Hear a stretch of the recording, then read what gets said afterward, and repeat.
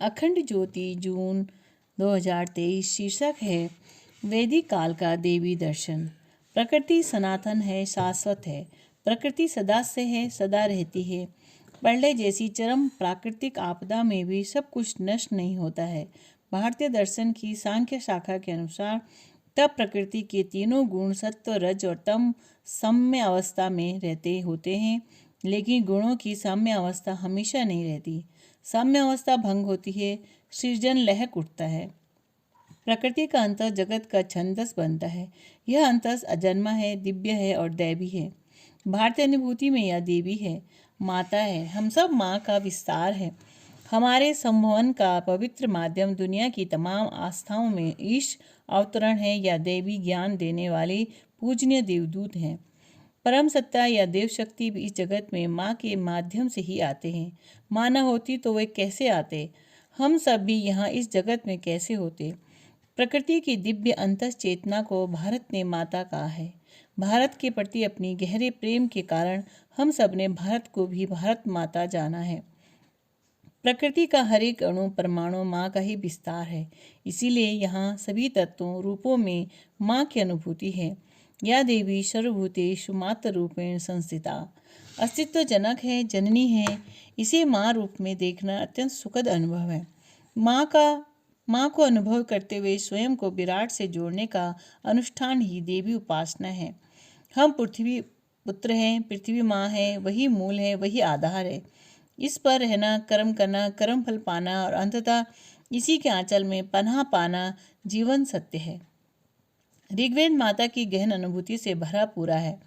ऋषियों ने आनंद, उल्लास और आसक्ति के हर एक प्रतीक में माँ को देखा है। इन ऋषियों के लिए माता पृथ्वी धारक है। वे पर्वतों को धारण करती हैं, मेघों को प्रेरित करती हैं और वर्षा के जल से अपने अंतस ओज में वनस्पतियों को धारण करती है। ऋग्वेद में रात्रि भी एक देवी है। वे अविनाशी, अमर्त्य है। वे आकाश पुत्री हैं। पहले अंतरिक्ष को और बाद में निचले ऊंचे क्षेत्रों को आच्छादित करती है। उनके आगमन पर हम सब गौ, आस्वादी और पशु पक्षी भी विश्राम करते हैं। सृष्टि का विकास जल से हुआ है। यूनानी दार्शनिक थेल्स भी ऐसा ही मानते हैं। अधिकांश विश्व दर्शन में जल सृष्टि का आदि तत्व है। ऋग्वेद में जल को भी माँ के रूप में देखा गया है। वे जल धाराएं आपह मात्रम हैं और देवियाँ हैं। माँ ही जन्म देती है, माँ नहीं तो सृष्टि का विकास नहीं। अतः ऋग्वैदिक ऋषियों की अनुभूति में संसार के प्रत्येक तत्व को जन्म देने वाली यही आपह माताएं हैं। विश्व से स्थार जगतो जनित्री ही। ऋग्वेद में प्रसिद्ध देवता है अग्नि। ये भी बिना माता के नहीं जन्मे हैं। इन्हें भी आपह माताओं ने जन्म दिया है। तमापो अग्निम जनयंत मातरः। ऋग्वेद में वाणी की देवी वाग देवी है। ऋग्वेद के वाक सूत्र में वे कहती हैं, मैं रुद्र गणों, वसु गणों के साथ भ्रमण करती हूँ। मित्र, वरुण, इंद्र, अग्नि और अश्विनी कुमारों को धारण करती हूँ। मेरा स्वरूप विभिन्न रूपों में विद्यमान है। प्राणियों की श्रवण, मनन, दर्शन क्षमता का कारण मैं ही हूँ। मेरा उद्गम आकाश में अप यानी कि सृष्टि निर्माण का आदि तत्व है। मैं समस्त लोगों की सर्जक हूँ आदि। वे राष्ट्र संगमनी वसुनाम, राष्ट्रवासियों और अनेक संपूर्ण वैभव को संगठित करने वाली शक्ति राष्ट्र देवी है। हमारे पूर्वज महान एवं श्रेष्ठ थे। उन्होंने राष्ट्र के लिए भी राष्ट्र देवी की अनुभूति प्रदान की है। दुर्गा सप्तशती में निद्रा भी माता है और देवी है। देव रूप माँ की उपासना अति प्राचीन है। माँ से सृष्टि प्रवाह का प्रत्यक्ष रूप ही माँ है। माँ की उपासना वैदिक काल से भी प्राचीन है। ऋग्वेद में पृथ्वी माता है, इड़ा, सरस्वती और मही भी माता है। ये तीन देवियाँ कही गई हैं। इड़ा, सरस्वती, मही तिस्त्रो देवीर्मयो भवा। एक मंत्र में भारती को भारती भी कहकर आह्वान किया गया है। आ भारती भारती भी। माँ प्रत्येक क्षण में स्तुत्य है। दुख और विषाद में माँ आश्वस्तिदायी है, तो प्रसन्नता और आह्लाद में भी माँ की उपस्थिति जरूरी है। देवी का आह्वान प्रत्येक समय ऊर्जादायी है, इसीलिए भारती को न्योता है। जान पड़ता है कि भारती भी भरत जनों की इष्ट देवी है। ऋग्वेद में उषा भी देवी है। एक सूक्त में ये उषा देवी नियम पालन करती हैं, नियमित रूप से आती हैं। फिर कहते हैं, उषा स्वर्ग की कन्या जैसी प्रकाश के वस्त्र धारण करके प्रतिदिन पूर्व से वैसे ही आती है जैसे विदुषी नारी मर्यादा मार्ग से आती है।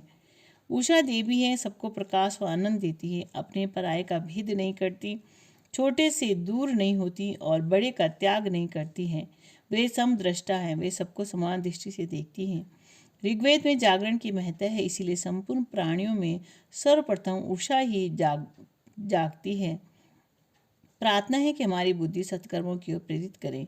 उषा सतत प्रवाह है, वे आती हैं जाती हैं, पुनः पुनः आती हैं। जैसे आज आई हैं वैसे ही आगे भी आएंगी। मन चंचल है, यह कर्म के लिए जरूरी एकाग्रता में बाधक है। ऋग्वेद में मन की शासक देवी का नाम मनीषा है। मनीषा और प्रज्ञा पर्यायवाची हैं।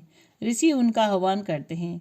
प्राशुकैतु देवी मनीषा, प्रत्यक्ष देखें, सुने और अनुभव में आए दिव्य तत्वों के प्रति विश्वास बढ़ाता है। विश्वास श्रद्धा बनता है। ऋग्वेद में श्रद्धा भी एक देवी है।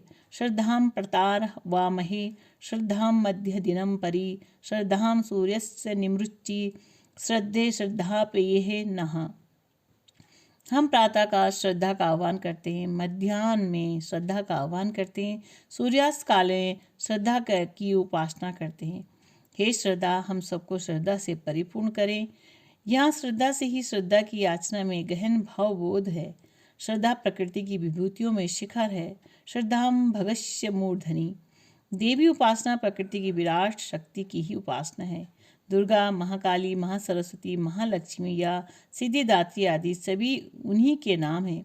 देवी दिव्यता है, माँ है। भारत स्वाभाविक ही देवी उपासक है। प्रकृति विकासमान है। सांख्य चिंतन में प्रकृति विकास का अगला रूप विकार है। हमारा रूप प्रकृति का ही रूप है। हम अपनी सुविधा के लिए उन्हें अनेक नाम देते हैं। दुर्गा, काली, सरस्वती, शाकंभरी, महामेधा, कल्याणी, वैष्णवी, पार्वती आदि। नाम स्मरण बोध में सहायक है। मुख्य तत्व है माँ। यह देवी सर्वभूतेषु मातृ रूपेण संस्थिता। नमस्तस्यै नमस्तस्यै नमस्तस्यै नमो नमः। अंधविश्वास या आस्था का कोई प्रश्न नहीं है। विज्ञान प्रकृति पदार्थ ऊर्जा देख चुका है। पदार्थ और ऊर्जा भी अब दो नहीं रहे। समूची प्रकृति एक अखंड इकाई है। इस अखंड इकाई का नाम क्या दें? कठिनाई बड़ी है। अखंड प्रकृति अनंत है, असीम और अव्याख्येय है। इसे माँ कहने में ही परिपूर्ण ममत्व एवं प्रेम